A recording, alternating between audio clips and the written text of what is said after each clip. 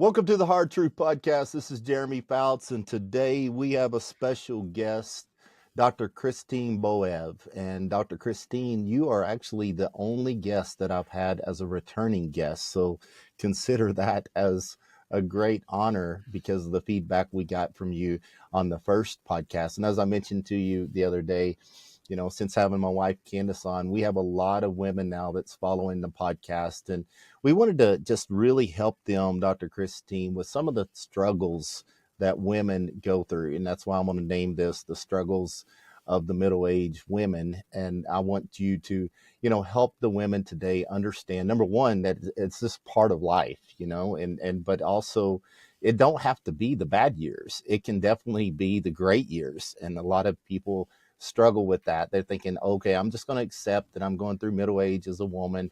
And I know that you have a 18-year-old daughter and a 20-year-old son. And as I mentioned to you, we have a lot of female athletes that's following the show now as well. So we wanted to give them some messages today on, how nutrition and strength training and, I know you're big on creatine, what the benefits that good supplementation can do in the female athlete's body as well. So it's an honor and a privilege. And those of you that are maybe new to the podcast that did not catch Dr. Christine the first time, Dr. Christine is out of Rochester, New York.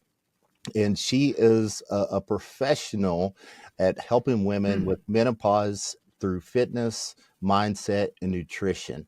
And I can tell you, if you are a woman that's looking for assistance, she is an awesome coach, someone that I trust in that can help you go through these different phases of life. So, Dr. Christine, thank you for being on today. I know you just got back from a cruise with your daughter and one of her friends.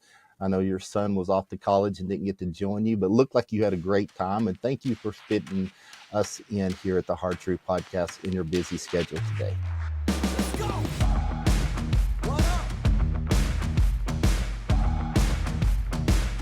Oh, thanks, Jeremy. I am honored to be your first repeat guest. Maybe we'll make it a three-peat if people need more after this. So it's my pleasure to be here. And I think we're going to have another really good conversation. Absolutely. I'm very excited about it, Dr. Christine. And I know the first time you gave us a little bit of background of your education experience, a little bit who you are as a person. But let's go ahead and give the audience again, maybe that did not catch you the first time, a little bit more information just as you as an individual first before we get started. Yeah, so my background is I have a PhD, so I'm a researcher, a scientist, and a registered nurse. So I infuse my experience with healthcare and really put together some good evidence-based protocols specifically to help women achieve really good health outcomes. I myself went through what you call a struggle in my early 40s. I gained a lot of weight. I didn't feel like myself. So I went through a phase of self-discovery. I implemented my own protocols based on science and then created those for others. So I work primarily with women, but I do have male clients as well to get them back on track, because one thing that keeps me up at night is this epidemic of obesity and how it impacts chronic disease. And I feel like there are so many solutions so that we can live a long, healthy, high quality life. And people just don't know what to do. So to offer them that information, those solutions, and that support is really what drives me and is my purpose right now. Yeah. And I love it. And that's why I love having you on, Dr. Christine. You understand that, giving back to others is truly the gratification, right? I mean, it's just knowing that you really have your heart and soul into helping individuals with their health. That's something that is just very attractive to me. And that's why I wanted to have you on the podcast today. And I'm going to ask you a few questions, and we're just going to have a great conversation today of letting the audience know, again, not only who you are as a person, but also some things that they can do to go through, these times of phases of life to have the best quality of life. Because, I mean, that's what it's truly about. I mean, we should be in the prime of our life in our mid 40s. I'm 49, about to hit 50, so it's not supposed to be that we're struggling with all these issues. It's a lack of knowledge. It's a lack of understanding how to implement the nutrition needs that our body needs with strength training, all the things that you and I talk about offline. And I cannot wait. So, what is the average age of a woman that you usually do coach? I've got to ask that for the audience first. Yeah, so I would say my average age is anywhere over the age of 35. And I think my oldest client right now is 70. I just turned 50. And my philosophy is you will get better as you get older if you can implement these policies and protocols. And I will be honest, I have never felt better than I do in now that I'm 50. I have more energy. I look better. My brain works better. And I do believe it's because women, we're not, small men, right? What we need is distinctly different from what males need. And especially as we get older, going through menopause and perimenopause. And if you can do those things, and they're not really challenging per se, you will feel better, you will look better, and your hormones will respond better. Yes, absolutely. What are some of the top 3 to 5 main concerns when a woman calls you up and says, "Dr. Christine, I need help"? What are some of the top 3 or top 4, all the way up to top 5 things that they can have main concerns about? Yeah. So the first one is fat gain. So change in body composition that you will see when your hormones change and you don't do anything about it. So if you go through perimenopause and menopause and you do nothing, meaning you don't change the way that you move or fuel your body, you're going to gain fat and you're going to lose muscle. And losing muscle is really the biggest problem, because when we lose muscle, we're losing our metabolism. Muscle is your metabolic powerhouse. So as you have less muscle on your frame, you burn less calories at rest. And the other problem is you're not supporting your bones. So, other problems that go along with aging, besides accumulation of body fat, loss of skeletal muscle, is bone health. Hmm. And that's critical that you maintain a healthy bone density. And so, those are three. But then the fourth one is more psychosocial. People are tired, they don't have a lot of energy, and just their general interest in life tends to kind of plummet. And so all of these things are connected. So when you move your body and you fuel your body, your mind is going to feel better, your mood will be better, and they're all interrelated, which is the good news. Right. Right. I tell you what you said, you feel better now than you felt forever. And I'm the same way. I'm Hmm. 49. I may have a few more wrinkles and gray hair, but I feel better than what I did in my 30s. And I mean, it's so critical when you get everything dialed in and understand. Now, for us male audience that maybe is married like myself, happily married of 28 years, could you explain maybe what perimenopause is and menopause? That way maybe they can support their wife through this journey. And maybe Hmm. for some of the women, I was visiting with a lady the other day that was going through these phases of life, and she really didn't have a clear understanding either, what to expect, some of the things that she needs to do in order to help aid in this process. Yeah, I think it's really important, because if you're a husband, then you're going to go through it with your wife, whether you want to or not, because unless you do something to intervene, this whole process is inevitable. So perimenopause is the decrease in the amount of hormones, specifically estrogen, that your body makes, and it starts at the age of 35. So what you'll notice is as your wife gets older, 30s, 40s, for me it kind of all culminated around the age of 41, 42, where I gained 20 pounds just kind of out of nowhere. And this is the classic story that I hear. Like, I gained weight, I had zero energy. I definitely didn't want to have sex. So that'll be something that your husband's, in the audience will resonate with. And I didn't feel like myself. I was short tempered. I got aggravated really easily. And I felt just kind of down. And so those things are all related to your body not making as much estrogen, progesterone, and testosterone. Right. Those are your hormones that make you feel good.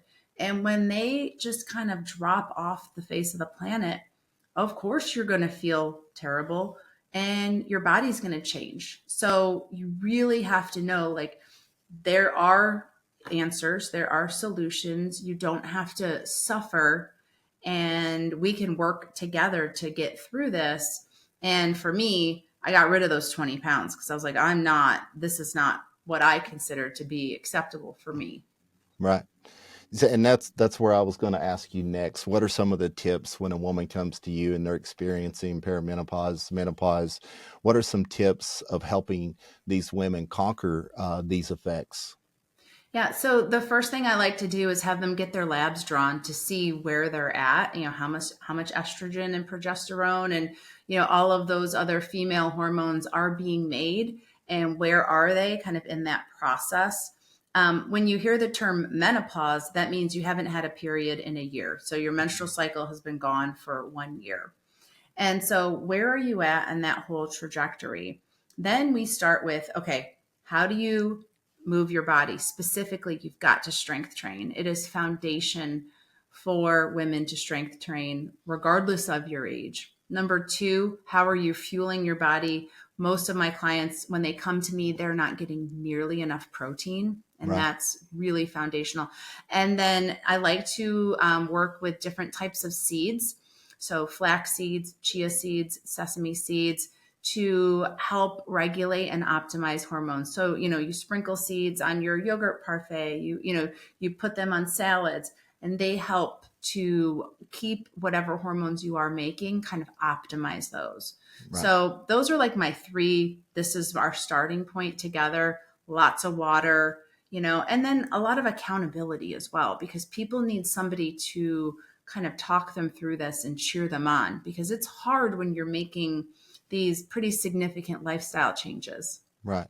Do you ever have women give you pushback when you mention the word strength training? Do you ever have them say, well, I don't want to look like a man. I don't want to have these big muscles. I was Mm-hmm. talking to a lady at a baseball game the other day, and she's just now starting on a health journey. And she was talking about doing cardio. And I recommended that she does strength training. And she looked at me like I had two heads. She's like, with weights? And I'm like, yes, with weights. So do you ever have that pushback from women? And how do you explain to them that it is so important for you to strength train? Yeah, I hear it all the time. Most women I that come to me are runners or former runners or cardio queens, And my first question to them is, how's that been working for you? Right. It's not working because you're putting on fat, and you're gaining weight. So once I explained to them how it's impossible to bulk up like a bodybuilder when you're a 40 or 50-year-old woman, and they see my physique, I have a decent amount of muscle on my frame. I strength train 5 to 6 days a week. Then they're like, oh, okay, I get that. The other thing about strength training is it's enjoyable. Right. Rather than torturing yourself on a treadmill or a spin bike or something like that, you can have a really nice strength session in 45 minutes that is really pleasant Right. and efficient, and you're not spending hours just doing this mindless activity that's actually making you more unhealthy. Yeah. Yeah, and I know you talked about it a few minutes ago, but maybe the audience did not catch it. The importance of increasing your BMR, which is your basal metabolic rate. Mm-hmm. And a lot of women, they will do exactly what you said. They'll be a cardio queen. You'll do the treadmill for an hour and be sweating, and then come home and basically their engine has shut down already. And it's trying to reserve anything that they have, which is storing the body fat. So how would you give a little bit better explanation of that engine continuing to run in order to burn those more calories? Yeah, so there's two parts to that. Number one, when you have more muscle on your frame, you're more metabolic. So your basal metabolic rate goes up. That's what we want to see. So that means that when you sleep, when you exist, you're burning more calories at rest. The second reason that women respond poorly to all this cardio is you are in a constant state of fight or flight. So your sympathetic nervous system is always elevated. When that happens, and I'm not going to get too sciencey, I promise, but when you are constantly in a state of fight or flight, your brain is telling your adrenal glands to secrete cortisol. Hmm. Cortisol is your stress hormone. Cortisol tells your body to store fat.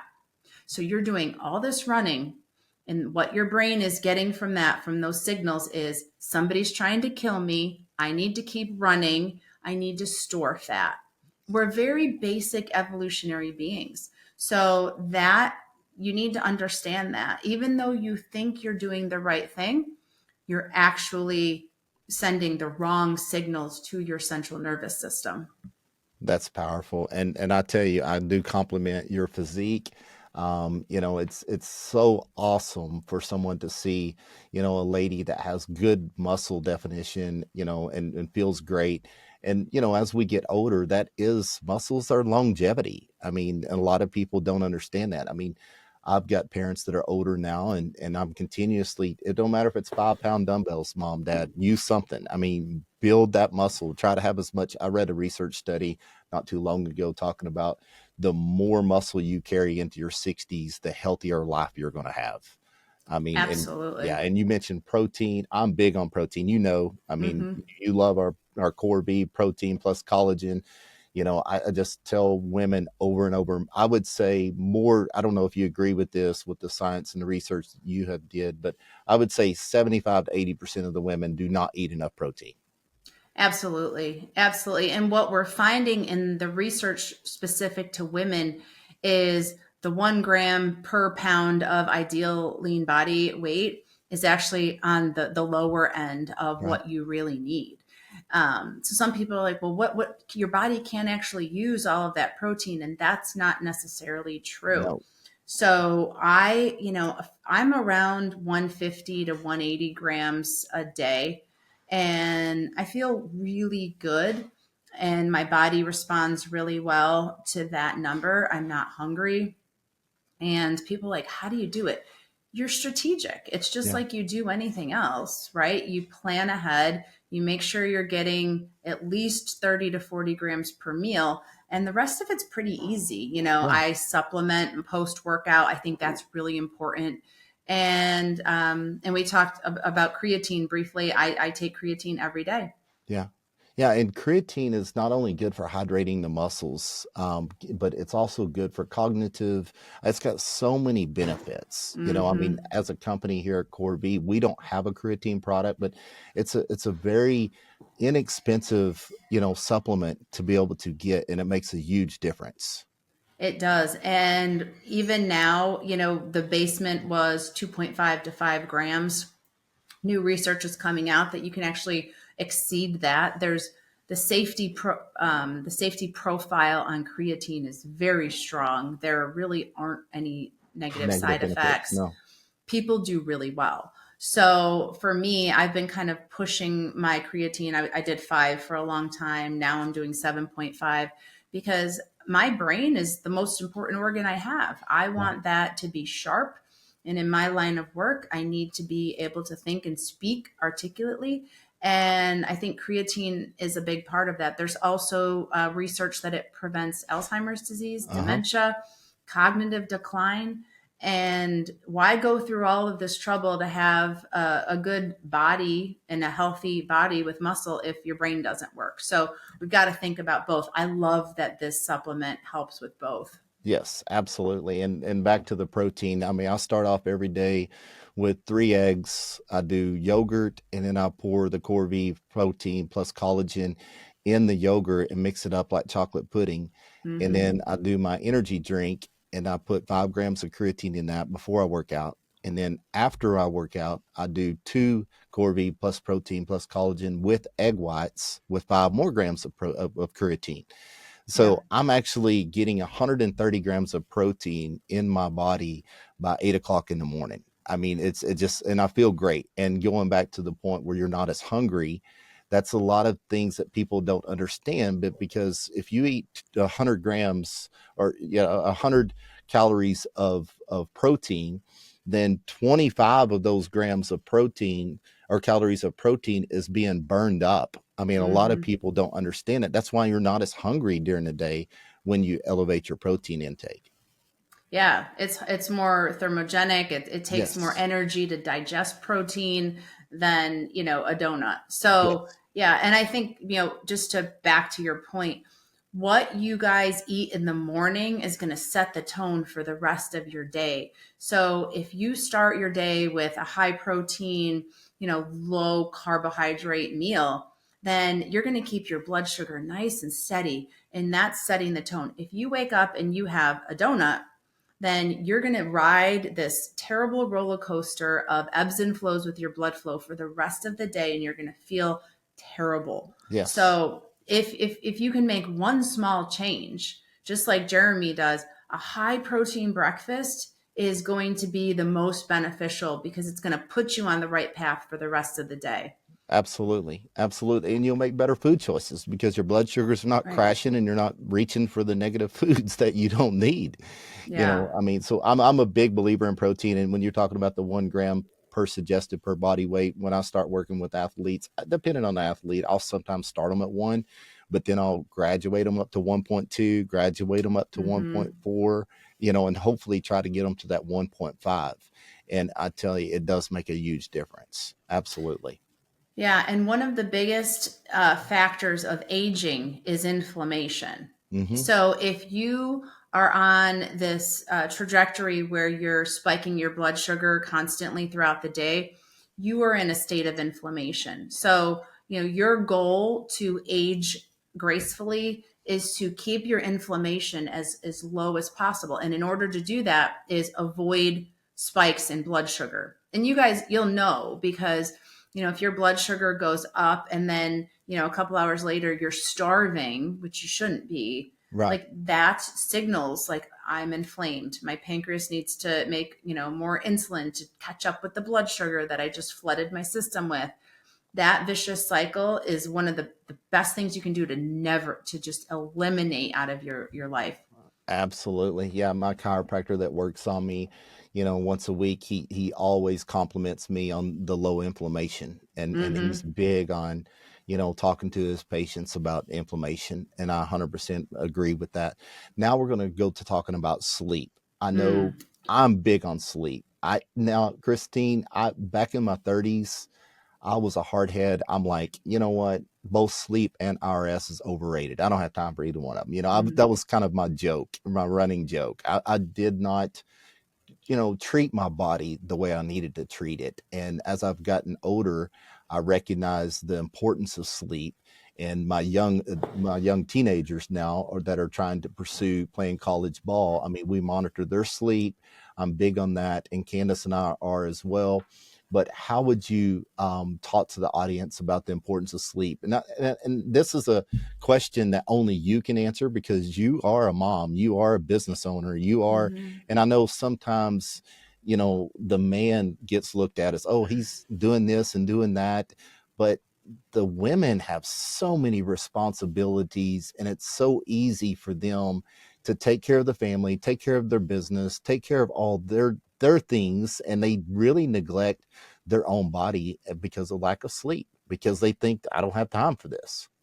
Well, and I think women too, we're always concerned about everybody else, Hmm. right? Everybody else's well being gets put in front of our own. We've got kids, we've got aging parents, we've got so many responsibilities, and we tend to put our own health and well being on the back burner. But prioritizing sleep is one of the most powerful anti aging strategies out there. And I think the first thing that people can do is get on a consistent sleep schedule. I know like my whole family knows like 9:30 guys, I'm in bed. Yes. I'm in bed. I've got my book. I like to read. It kind of puts me to sleep. I avoid screens, 8:30 to 9:30. I don't look at any screens. I take magnesium every night. I think that's been really helpful in just calming my central nervous system. And there's just so many benefits to magnesium. We could spend a whole podcast talking about it. Cool your room. I actually sleep on a cooling pad because research shows that your room should actually be 65 degrees or less. Living in Texas, that's probably not right. If That's what I do every night. My AC hmm bill in the summer is crazy, but I right. do keep it at 65 at night. I've got it set where starting at 9 o'clock, it starts dropping.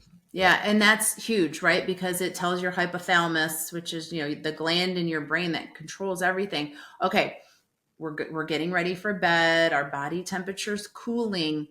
And when you get to really good deep sleep, your body temperature is actually 1 degree lower than normal. So you can kind of track that, and then having a consistent wake up time. And so that's, mine is like a 9:30, I'm in bed, 10 o'clock, lights out. And I like to be up at 5. I like to be up at 5 because it's quiet.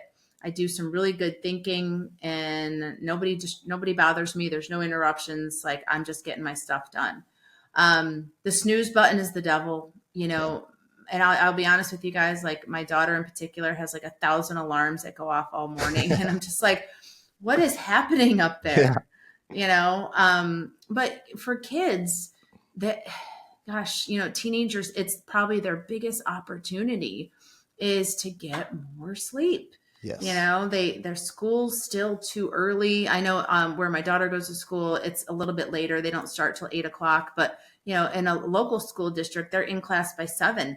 Kids Right. shouldn't be up that early. That they Right. should be in beautiful REM sleep, dreaming at 7 a.m. And that it's tough Right. for young athletes to really get to bed early enough so that they can, get up at a time, but allow their bodies to rest, restore, repair. If you're inflamed because you're, a really high level athlete, sleep is so important to try Right. to quell that inflammation and repair all of the damage that we've done throughout the day. Absolutely. I mean, just like with my teenage athlete that's a freshman right now, he's starting.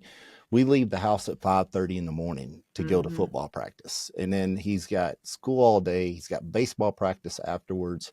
And you know how big of a believer I am in strength training and nutrition.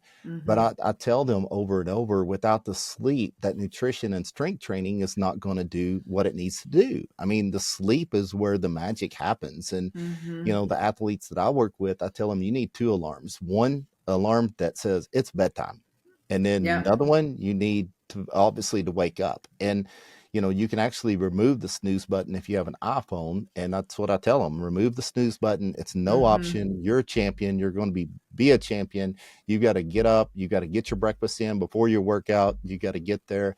There's a research study that I'm really, sending the message to my athletes of talking about. It's Dr. Mita Sheen, and she talks about if you miss 9 hours of sleep more than 4 days for a 16-year-old boy, it increases their or decreases their testosterone level by 10 to 15%. So it makes their testosterone levels like a Hmm. 27-year-old, and also doubles to triples their reaction time. So it goes from a quarter of a second to like double to triple of that, which allows you not to hit the home run, not to get the touchdown, not to avoid that injury. So I'm 100% believing from a hormone standpoint, from a particular, advantage of linear growth, all these different things, building muscle while you're sleeping, repairing the mind. It's a big critical part of everybody's life, regardless if you're 49 like you and I, or if you're 16, 15, or 18, or regardless of your age. Yeah, 100%. And the testosterone epidemic of our youth right now is something that I think 10 years from now we're going to look back on and be like, wow, what happened? The leaching of hormones through plastics and all of this garbage in our foods. These young The seed men, oils. Yeah. yeah, it's terrifying. Their testosterone is very low compared to people in the 1960s and 70s. So I think we're going to see that, and it'll be interesting to see what happens as a result. Fertility rates and things like that. But we need strong men, Yeah. and it's terrifying, what's going on right now. Absolutely. I know we talked about proteins, and I know that you and I know the importance of proteins, but I know also back in the 90s and even in the 2015 to 2020, a lot of people was negative on fats. Mm. So could you talk a little bit about the healthy benefit from good fats, your avocados and all the things that we need, and why that's important as you're working with your clients, not only to dial in, their protein, but also their good fats. Yeah, that whole low fat diet craze made us really fat as a Yeah. society. And the food pyramid and the focus of 12 servings of whole grains and all that garbage. What your audience needs to understand is when you have simple carbohydrates and they turn into sugar and they get stored as fat. And so that's not how you want to fuel your body. You want to fuel your body with monounsaturated fats, olives, olive oil, nuts, especially like Brazil nuts are excellent. Avocados, just really good, high quality fats. Now, monounsaturated fats are preferred. You're also going to have saturated fats. Coconut oil has a lot of saturated fat, but it's saturated fat that your body actually needs. All of your hormones, we've talked about testosterone, they're made out of fat. Yeah. And so you've got to make sure your cell membranes, your brain, like your body needs fat.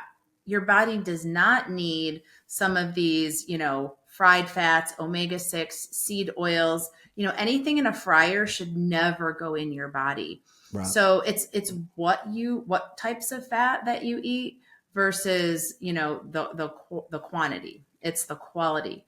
Right. I like to, when I do macros with most of my clients, fats are around 30% of the Hmm. total equation, which I think is good, Yes. especially if somebody has a lot of body fat that they need to lose. It's like you've got plenty of fat. Let's not worry about that right now, but let's get your carbohydrates from good sources. And if you're eating fruits and vegetables and rice and potatoes, those aren't the simple carbs that are going to like go right into fat into your body. And you Right. pair them with protein. That is, how you really put a good meal together. Absolutely. And I saw a good meal you put on Instagram the other day. It looked really Yeah. good. Yeah, I love to share my meals because like that took 20 minutes. You put a Yes. bunch of stuff in a pan, you got the right ingredients, boom, it doesn't have to be that hard. Oh, no, it don't. And I mean, my oldest son, they go through phases of their favorite meals. And right now I did a copycat of the chicken chipotle Mm. bowl, which is just rice with a little bit of lime squeezed in, and a little bit of chicken cut up with some avocados on it. I mean, and they love it. I mean, that's what I was Mhm. doing at 11 o'clock last night after a baseball game, is making his favorite dish. And literally, Candace does the rice, Candace does the beans, cuts up the avocados. I have the chicken done, and in 15 minutes, we have a good, nutritious meal. Yeah, it doesn't have to be difficult and it No. doesn't have to be complicated. One of the things I love is I have a Japanese rice maker. Uh huh. I use that every day, like Yeah. literally. Whether we have a dog and she gets chicken and rice every day, and like so, whether I'm feeding the dog or feeding the family, The like dog don't know it's a dog. Is what you're saying. yeah, no, she's a No, it's prince. part of their She's a family. princess, but Yeah. yeah, she does not eat dog food. But it's that rice maker is something that I use all the time. It's a really good investment. I hate kitchen appliances, but that rice maker is an excellent one.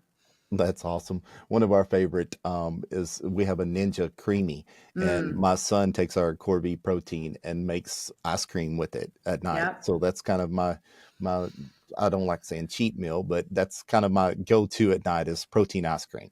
Yeah, And so so good. yes, it's awesome. Okay, I got one more question for you, and this is something I've heard you talk to your about your daughter's friends, sending you Hmm. photos of foods they're eating, and like I mentioned to you before we got started, I have a lot of high school, college athletes that follow me, and they, hearing from your perspective, from a doctor talking to these teenage girls, what are some of the top priorities that they need to be putting in their lifestyle, and when we're talking about the right foods and different things to fuel their body. I mean, these are athletes, teenage athletes, anywhere between 16 to 20-year old. Yeah. So I have an 18-year-old daughter, and all of her friends are very high level athletes. actually 90% of them are going to play Division I lacrosse Hmm. in the fall because they're all going away to college. My daughter is a very good volleyball player. She's 6 feet tall, and they're very curious about health, strength. They watch what I do. Jeremy, your kids watch what you do. Oh yeah. So the first thing I would say is you have to role model for your Yes. children so that they understand what health looks like and what it doesn't look like. Girls are particularly challenging because you cannot tell them what they should not eat. The slippery slope to body dysmorphia is steep. So when your daughters are going through, the way that their body changes, you absolutely cannot, tell them not to eat something or make any sort of observation about their physique whatsoever, positive or negative. And what my daughter's friends do, we send each other our meals every day. And it started, it's been several months, probably 6 months ago. They're like, Mrs. Boev, we tell us how to eat. Like, how do we look like you? And I'm like, okay. I'm like, well, let's talk about protein. And that's where we started. And so they send me photos. We have a group chat of their meals. And then it's like, wow, that's really good. Why don't you throw in an avocado? Or, what can you do to add some color to your plate? And it's all about adding in. What can you add in to try to get the best outcomes? And again, these are high level athletes who expect a lot of their bodies. So, what I tell them is if you want your body to perform well, then you've got to fuel it with the right gasoline. So, you're a beautiful sports car. We cannot put dirty gas in our beautiful sports car. Let's make sure that we're fueling it appropriately. And sometimes somebody will eat like chicken fingers and french fries and they'll be like, put a sad face next to it. And I'm like, all right, well, can you throw a salad in there? Like, what can we do to improve, the quality of your fuel just for that one time? But again, girls are tricky. You've got to be really careful. My son, on the other hand, he has an excellent physique. He works really hard. He is very conscious about what he eats. He sends me selfies of himself in the bathroom and just be like, Mom, look at my abs. So way different type of approach with him. Yes, what you said is something I say so often. I have parents call me and they're like, "I wish my son had more discipline. I wish, because these are usually dads that they're wanting their son to go play college sports, and they're like, he needs to gain 20 pounds. He don't listen to me, And I usually, Dr. Christine, I have to be real careful with my words, but I got to be Mm-hmm. truthful with them. I'm looking at their big old gut, Yep. sitting watching Netflix, and I'm like, such and such, they're modeling what they see. I mean, you can't tell your kid to have discipline and you're eating, fried food and Twinkies. I mean, Yeah. that's something that's really, I'm big on your kids watch what you do, not what you say. Over and over. I did a couple podcasts ago about that. I mean, that is so crucial. And I love the game of lacrosse. My youngest, we're going to be on the East Coast. Hopefully, we can meet up with you and your husband. Yeah. We'll be there for about 5 or 6 weeks. It's a powerful sport, but as I'm talking to athletes over and over, I give them an example of this race car is red, this one's blue, this one has more horsepower, but this one has a bigger tank. Which one is going to win the race? The one that has more fuel in the tank. I mean, Yep. the third quarter, the fourth quarter, that's the athlete that's going to bring the most, is how much fuel they have still left in the tank. So I'm glad you gave that analogy. I'm a big believer in not only the right fuel, but putting enough fuel for your excuse me, for your body to perform. Yeah. I mean, as a society, we're overfed and undernourished. So Mhm. that's the big problem. We have got so much ultra processed food available, yet there's no nutrients in it. So really understanding what nutrition is, how to fuel your body, that's what's so important, especially if you expect your body to perform at a high level. Yes, I agree 100%. Well, Dr. Christine, it has been an honor and a privilege to have you back for the second time on the Hard Truth podcast. I 100% believe you're going to be back pretty often. The feedback from the audience when we release this is going to be incredible. We covered so many different topics, from teenagers to, to menopause days to, talking about athletes. I mean, this is going to be a powerful podcast when we release it. So I cannot wait to keep up with you and your business. You're an incredible, intelligent lady and an awesome business entrepreneur that definitely believes that the only way that you're going to succeed is by helping others. Your heart is just so pure. And it's just awesome to see how you care for your clients. And so, as the audience is listening, how is the best way for them to reach out to you? And the audience, if you're going through these different phases of life, definitely reach out to Dr. Christine. She can give you the most joy and best quality of life if you follow her instruction during these times of life. Don't be miserable. Don't be worried about asking her some question. I bet you've been asked every question, Dr. Christine, that you can that anyone can imagine asking. So what is the best way for them to reach out to you to get some assistance and to get some coaching from what I think is one of the best female coaches out there? Oh, thank you. I appreciate that. So there's two ways. You can follow me on Instagram. It's Dr. Christine Boev. And my website is mastermenopause.com. And I would love to hop on. We can do a free consult and just kind of see where you're at, see where your opportunities are. Well, Dr. Christine, you've been phenomenal to have on. Thank you so much. And I cannot wait for the audience not only to listen and receive this information, but to put it to work and to share it with others. So share this podcast, give us a review. Dr. Christine Boev from New York. And I thank you very much for being on the Hard Truth Podcast. Thank you for having me.